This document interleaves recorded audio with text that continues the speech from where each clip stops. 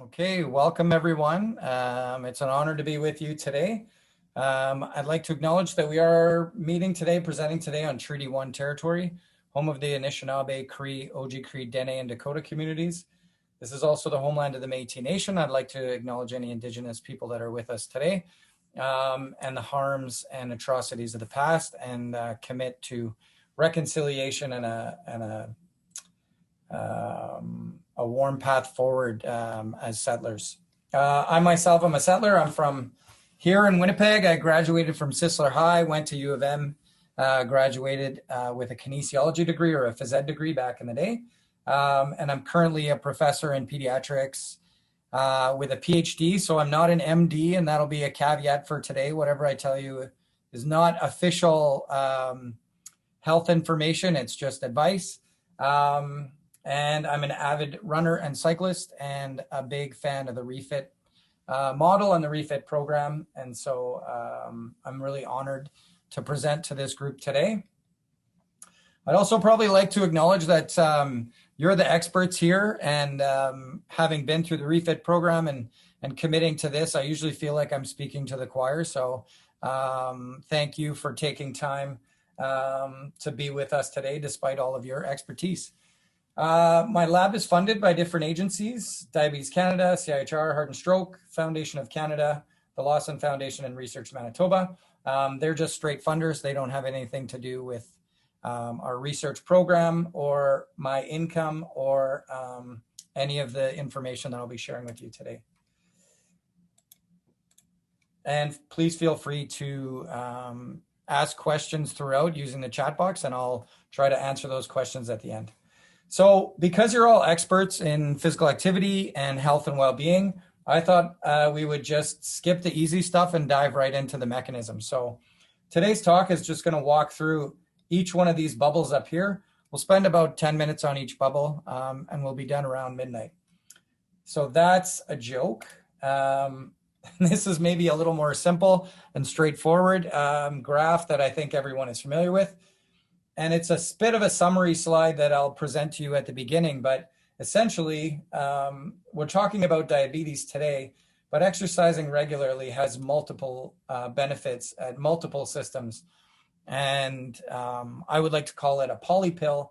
And so the focus of today's talk will be on your blood sugars, but it's really important to note that for people living with chronic disease or at risk for chronic disease, the benefits are multiple, and so you can add those to the blood sugar effects and improve well-being generally, rather than just focus on diabetes prevention or management. In addition to those, there are some underrated ones that we'll talk about today, particularly in the areas of mental and emotional well-being. I do a lot of work with Indigenous communities, and their approach or worldview of health and wellness is through a medicine wheel that has 4 components to it. And those components are physical well-being, emotional well-being, mental well-being, and spiritual well-being. And I think an underappreciated aspect of physical activity is that it influences not only your physical health, and in this case, your blood sugars, but it influences also your emotional and mental well-being. And in some cases for individuals, or for myself, this morning I was running out in the forest very early, and I do myself experience a spiritual benefit from activity. So this may be the most important slide in terms of mechanism for today, and it has a lot of bubbles and complex things and medicalization of exercise.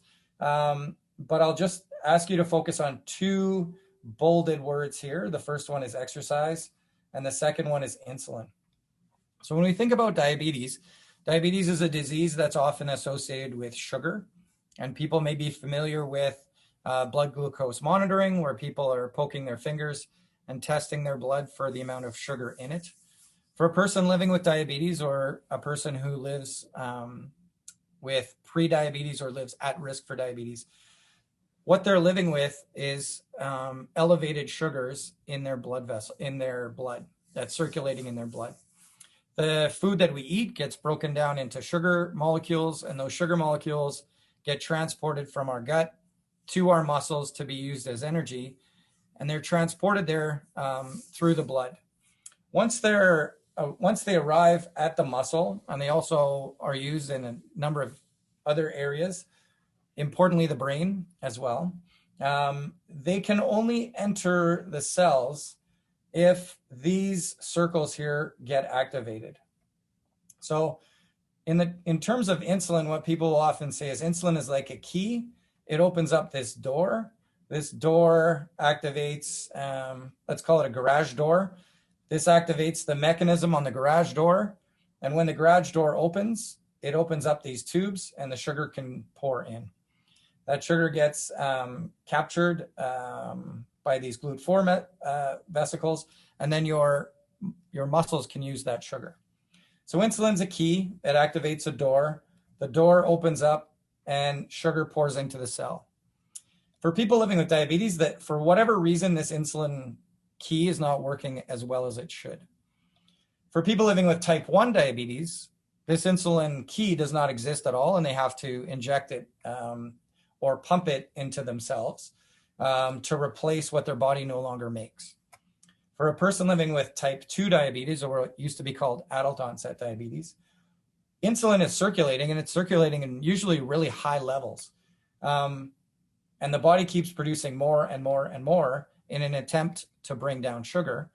But when it reaches this key mechanism, for whatever reason, the garage door doesn't open. Now, over to the topic of discussion today, exercise acts exactly the same way. So it would be as if your garage door opener had another button to it, that while this mechanism was broken, this other mechanism was still working. And so exercise activates almost identically to insulin in that for a given dose or for a given amount of exercise, you can see an equal amount of glucose entering the muscle. So the longer you exercise, the more glucose comes in. The harder you exercise, by and large, the more glucose can come in. The more muscles that you move, the more glucose will come in. And that's just like insulin. The more insulin you inject, the longer you inject it, the longer your body's exposed to it, the more your sugar will enter in the muscle. And for people living with diabetes or at risk for diabetes, that's their main goal, is to bring down that sugar. So exercise is a button to bring sugar down in your blood. It acts just like insulin. And really, really importantly, if this whole system is broken, exercise still works and still works really well. And so it can be used similarly to insulin to bring down sugars if insulin isn't working. So what kind of exercise do we need? This is a series of exercise studies that looked at how well can exercise. This is a series of trials or experiments where they had a number of different people perform exercise or not and look at how well blood sugars came down. And if we take a look at the different types of exercise on A1C, which is a measure of how high sugars have been for the last few months or for the last month in an individual, aerobic exercise or just cardiovascular exercise reduces your the amount of sugar that's attached to your blood by about 0.7%, which clinically is very meaningful in that it is linked to a reduction in complications related to diabetes. A similar effect can be seen with just resistance training. And very interestingly, when you combine endurance and resistance training, you don't get a double whammy. You don't get that double effect. A trial that was done a few years ago out of the University of Calgary showed that if people added their aerobic to their resistance and doubled the amount of time that they exercise, they do get a little more of an additive effect, but it's not completely additive. So the more muscle groups you're using and the more you're getting your heart rate up seems to be one of the better ways for you to lower your blood sugars. So that's the science of it, but that's not why we're here. It is exceedingly difficult to get individuals to change their exercise habits, to change their physical activity patterns, and live a more active lifestyle to lower their blood sugars or to prevent their type 2 diabetes risk.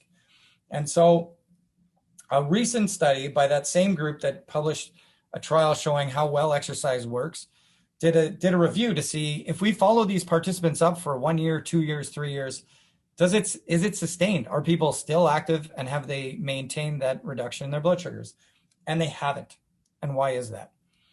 In my lab, and I'll just turn you back, I'm in pediatrics. We're interested in altering the behavior of children who are at risk for diabetes. And what we found more recently is that these underlying stressors are two things. One, they predict weight gain and type 2 diabetes risk in a very robust way, almost to the same degree as a lifestyle habit would. So children that have experienced trauma when they were younger, or poverty, or living with depression, these are additive effects to their diabetes risk or their obesity risk, in the same way that you would say what they eat contributes to their diabetes risk, or how active or inactive they are, or how much screen time they have. And we rarely acknowledge these factors. So first, they predict your risk for diabetes and obesity. Secondly, the consequences of these make it very challenging for people to change their behavior and sustain their behavior. And when we look at it through this lens, you can see that maintaining your active lifestyle in an effort to reduce your risk for diabetes is not as simple as the math or the diagrams that I showed previously. For some people it is. For some people, they can rationalize that every day they need to get in their dose of activity to change their behavior, to lower their risk for diabetes. For a lot of people, however, these factors, either in the past or currently, lead to these factors, like their inability to handle stress, maybe withdrawing from their friends or from their social groups, challenges with their family, and eventually leading to emotional reactivity in terms of their relationships, but also around food or health behavior change, or a frustration with trying to change their behavior. In our model, we look at disordered eating as a consequence of that. So not being able to control what you eat, or eating to regulate your mood. And the perception that your health behaviors are just a small portion of your well-being, and they're overwhelmed by all these things. And so your emotional reactivity, coupled with your inability to engage in health behaviors, makes it very challenging. And so what I'd like to present to you today, and hopefully it's novel, are the strategies that we can use to overcome some of these factors. And that's a really big part of what we're doing in our lab now, is to build on the exercise physiology, combine it with motivational interviewing and behavioral modification to see how we can help, in this case, adolescents, and obviously this applies to adults as well, change their behaviors in a sustainable way. So many people here are maybe familiar with these stages of change. So if we ask someone, for example, to quit smoking or give up eggnog, the grocery stores are making it a lot easier for us to give up eggnog because they just don't sell it anymore. But if we asked you to give up eggnog or one of your favorite things, we could ask you a question of how willing you are to do that.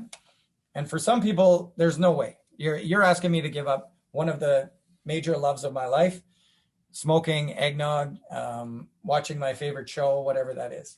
For other people, they say, you know what, this is getting in the way of my life, and I'm thinking it's about time for me to make a change, and I need help.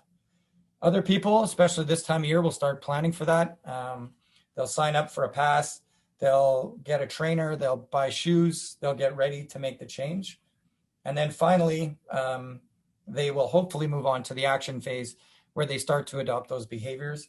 And for those of you that have been to fitness centers your entire life, you'll recognize the consistent bump in traffic in January that seems to disappear by March. And so not only is action important, but sustaining it and maintaining it. And so asking people different questions about where they are with their behavior change we can put them on one of these 5 stages. When we took a look at where the youth with type 2 diabetes who are seen here at the Children's Hospital were in terms of their readiness to be more active or their readiness to change their diet, the vast majority, almost 90%, were in the pre-contemplative or contemplative stage. They were not engaging at all in wanting to make that change. However, those that were had significantly lower blood sugars, and they reported significantly more physical activity. So the more ready they were, the more they were changing their behavior, and the more likely they were to reduce their blood sugar. So moving people along this continuum of readiness should be one of our goals. And for yourself listening to this, you can ask yourself for your sleep patterns, your sedentary patterns, your screen time patterns, in this case, your activity patterns. Where do you sit on this scale? And how could we maybe help you enter into one of these 2 phases and maintain them? However, I'm pretty sure that a lot of the people on this call are already in this phase, and maybe it would be up to you to think about a friend or a family member that may be in one of these 2 things, and what can you do to help them support their behavior change? And that's some of the information that I'll give now. So one of the best predictors of being ready to make a behavior change was having a positive mental health, seeing your mental well-being in a positive light and seeing your life in a positive light. And so one of the things we'll focus on later is what role does physical activity play in terms of motivating positive mental health. Other key attributes for adolescents, and I would argue it's probably the same for adults, although I'm not familiar with as much of the data, would be a mastery or a sense of control over your life or aspects of your life. I'm sure all of us have been in situations where we don't feel like we're in control. I have a 4-year-old son. I'm never in control, even though I think I am or I want to be. And it's challenging when I don't have that mastery over his domain and he's controlling, our lives with his needs. But when we're working together and we're on the same page, I think we both have a really nice sense of mastery. And that is something called relatedness. So there's a relation between you and other people in your household or other people in your neighborhood or other people at the Reh-Fit Center. And how connected are you to those individuals? And when people feel connected and related to a group, they are more likely to adopt behaviors. Importantly, if people in their group are adopting those behaviors, they are much more likely to adopt those behaviors as well. And lastly, a sense that there are resources, and those could be social or physical resources that allow you to make those behavior changes. So maybe thinking about people in your life, what are the ways that you can support individuals trying to make behavior change by providing not just resources and the knowledge for how to make that change, but how can you relate to them and make them feel connected so that they can make that change? How can you support their sense of control over their life so that you can help them make that change? And instead of just asking them to do it, or if I just tried to bully my 4-year-old child into doing things, it isn't going to work. But if I can work with him on supporting his positive mental health, cracking a joke or being silly, it's a lot easier for us to get him to change his behavior. So focusing on resources, connecting, giving people a sense of mastery and supporting their positive mental health are some of the things that we'll talk about moving forward.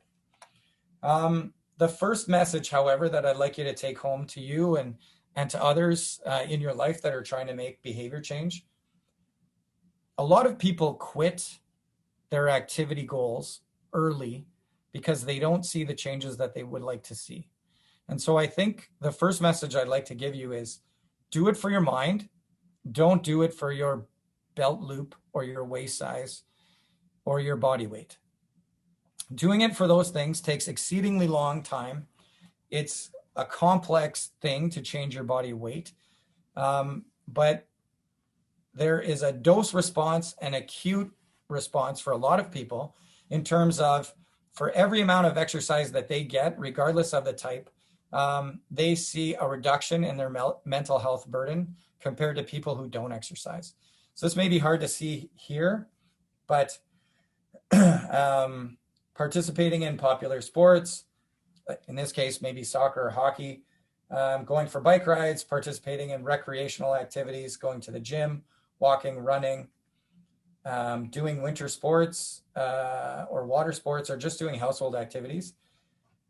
In this large population sample of about 1 million people, for all of these activities, they saw somewhere between a 10 and 15% reduction in the burden of mental health problems that people were seeing. In terms of the number of mental health days that people experienced in the past month, so let's call them poor mental health days, for people who were being active in the whole sample, they were seeing about a 30% reduction, 33% reduction in the number of days with a poor mental health. And a similar reduction was seen in people who had been diagnosed with depression in the past.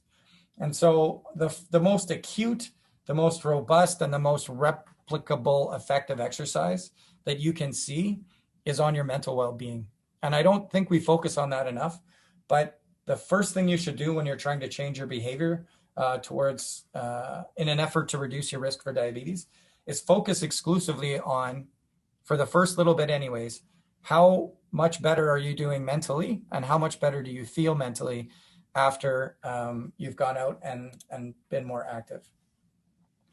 The second message I'd like to share is for you to do it with a friend. And I think that's one of the strongest, one of the things that I like the most about the Reh-Fit Center is that it is a very collegial, warm, welcoming, collaborative place where I feel like people connect with one another and meet there as groups, and that groups are designed for people who are coming for the first time.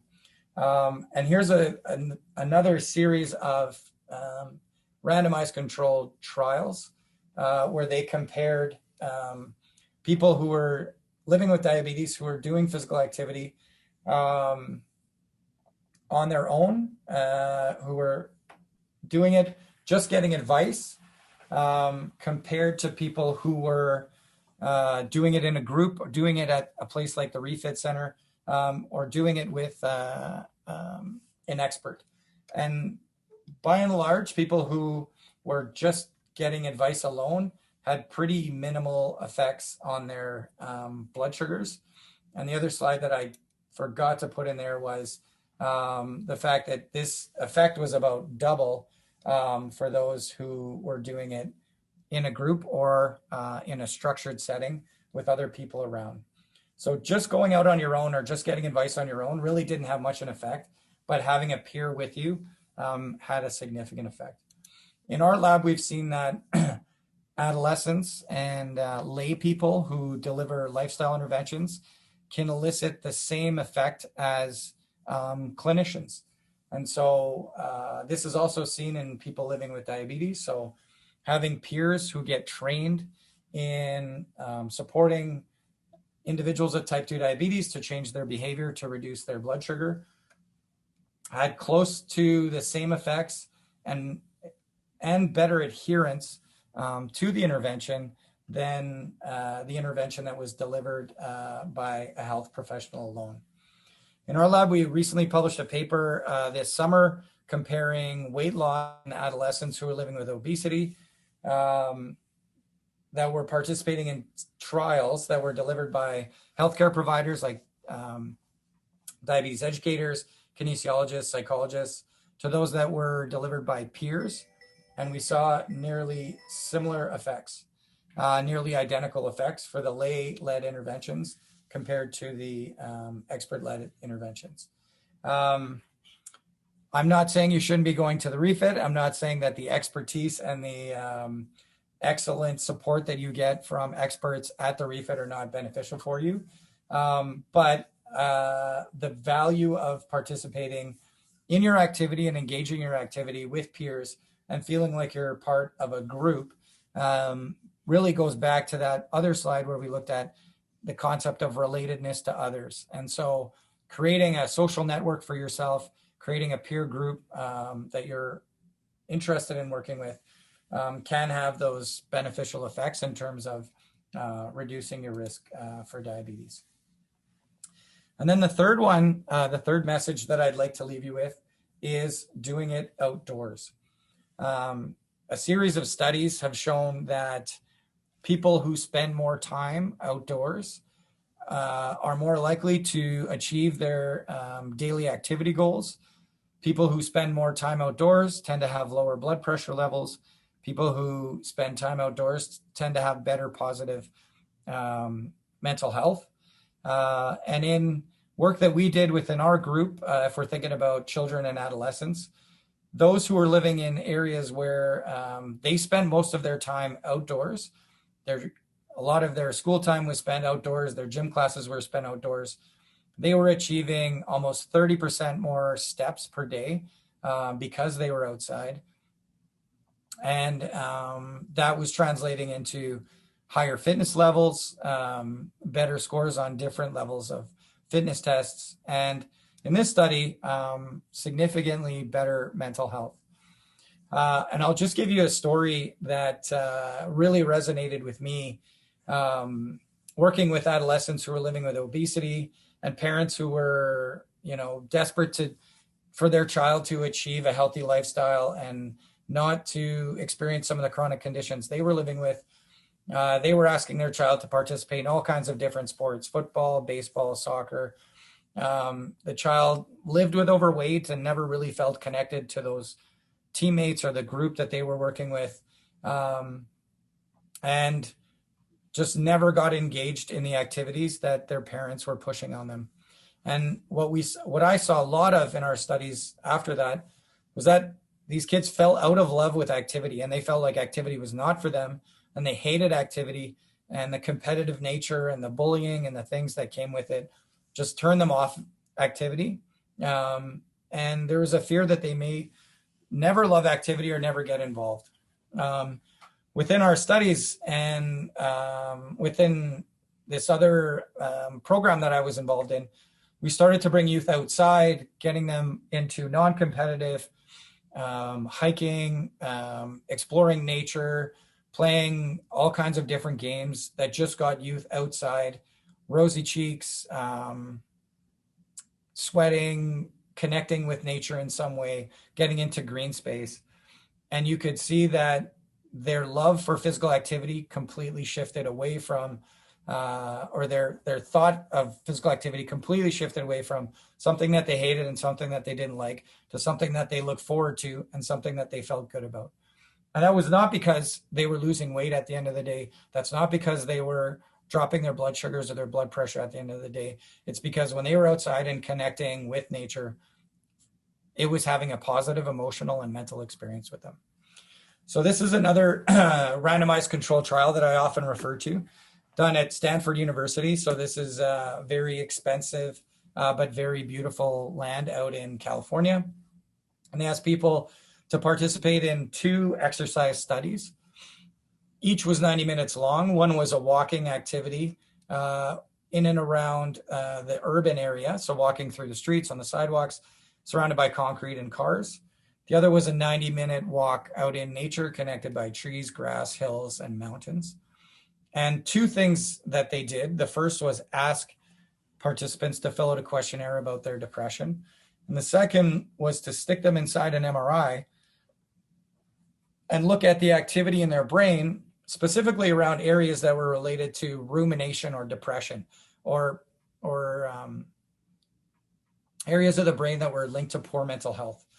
And so the first thing that they found was, for a 90-minute walk in nature, the areas of the brain that were related to ruminating and depression significantly dropped. So the part of the brain responsible for depression was less active after you were outside and was basically unchanged when you were outside, but in an urban context.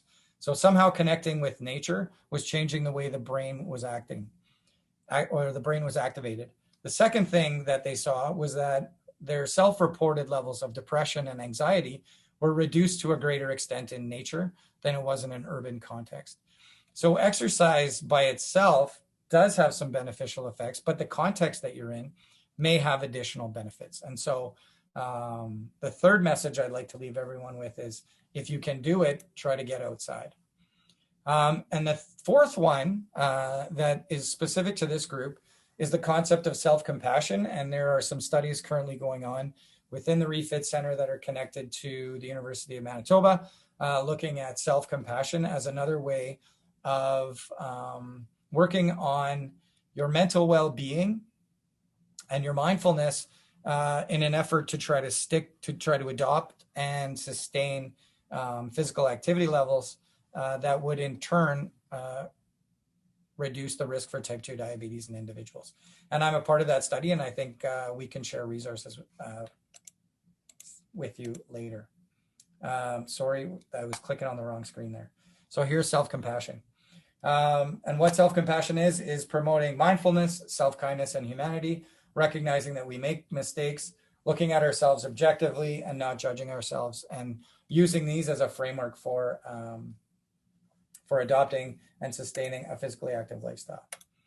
So in general, in summary, the physical activity or exercise can be considered a polypill and reduce multiple risk factors, but also improve not only your physical well-being, but your emotional and your mental well-being, and in some cases, your spiritual well-being.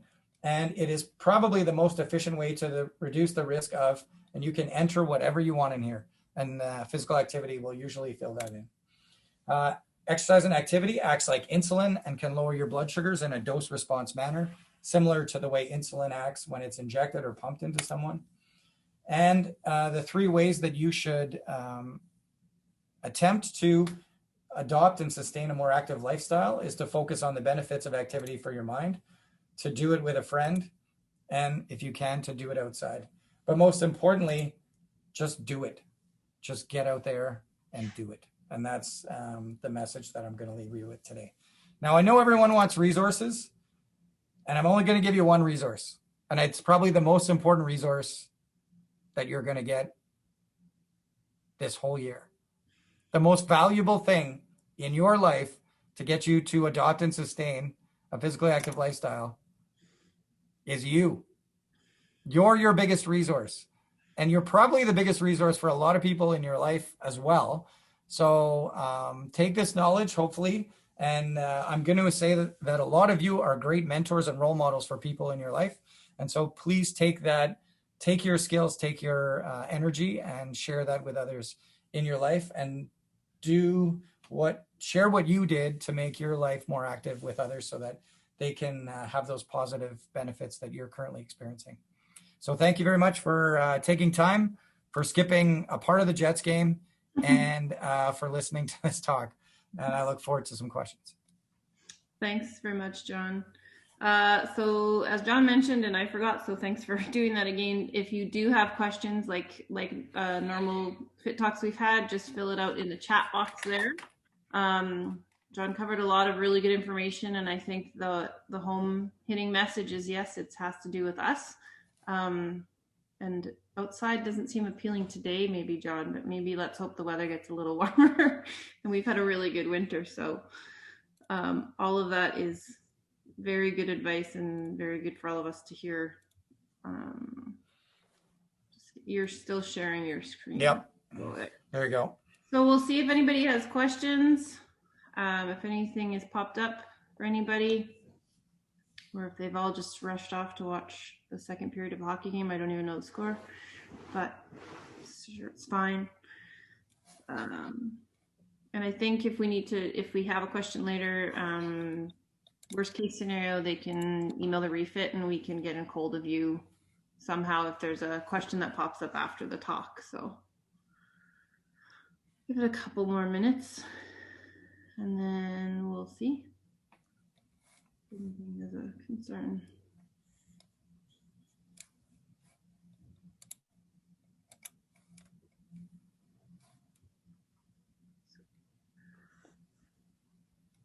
I would have to, I'll share a story while we're waiting if someone has a question, but similar to your example with kind of being out in nature and exercising. So I grew up on a farm east of the city, and my dad was a fairly old school kind of farmer and didn't quite understand what I was doing in university and why I would study the concept of exercise. I should just go outside and walk around the farm and work, and that would be the best thing for me. And in reality, he lived a very healthy lifestyle and was very active and had all good numbers in terms of blood pressure and lipids. And so I guess he was ahead of his time. So there's one question here. It just says, has anyone from the province asked about your research regarding exercise benefits during the pandemic? No, we have not been approached for that. I have not seen any data coming out showing the benefits specifically of active people during the pandemic. Anecdotally, being active and being healthy seems to be a protective factor in terms of complications associated with COVID. Secondly, anecdotally, every single street that was blocked off, well, anecdotally, we had to close streets to cars because the number of people that were walking on the streets was so high. So anecdotally, people were significantly more active outside. And I saw that in both lockdowns, March last year, and then in December this year. So anecdotally, the pandemic has really boosted activity for a lot of people.